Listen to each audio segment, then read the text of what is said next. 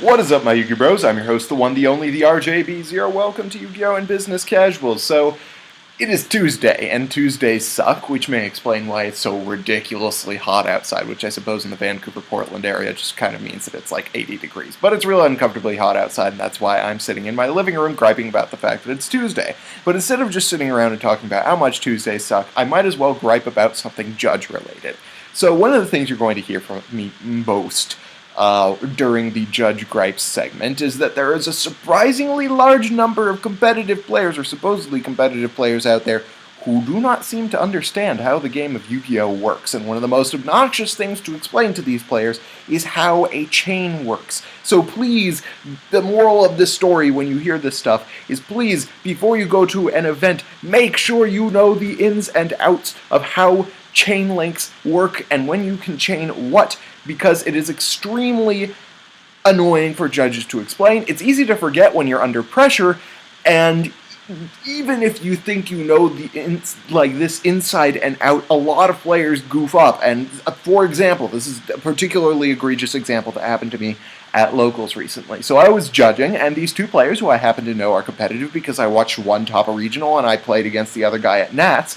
They're playing against each other. One guy is playing artifacts, and the other guy, I don't remember what he was playing, but he had 3 face downs and an honor arc on the board. So the honor arc has 1 material attached by its effect, and the player who's running artifacts uses a sanctum. And so the sanctum resolves, the guy summons Moral Talk and activates its effect, to which the guy playing,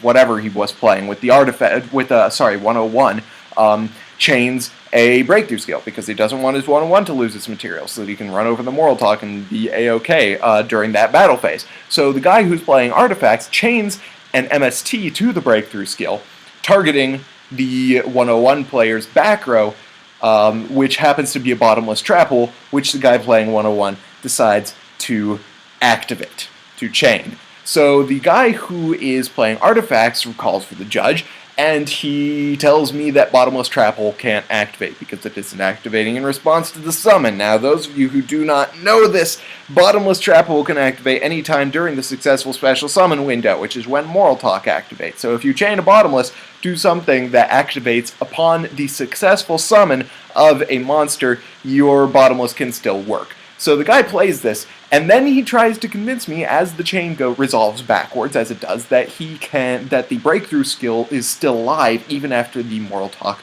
leaves the field because of something chain related.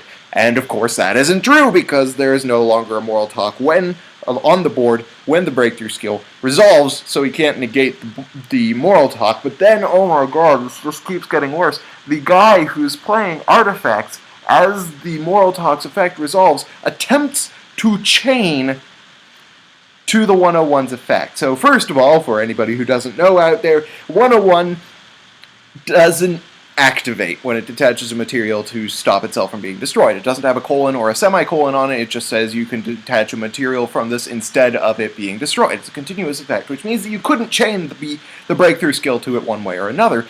Even so, even if that wasn't true, they were still resolving a chain. Even if this was chain link 1, they were resolving a chain. You cannot build back up on a chain after it's resolved. It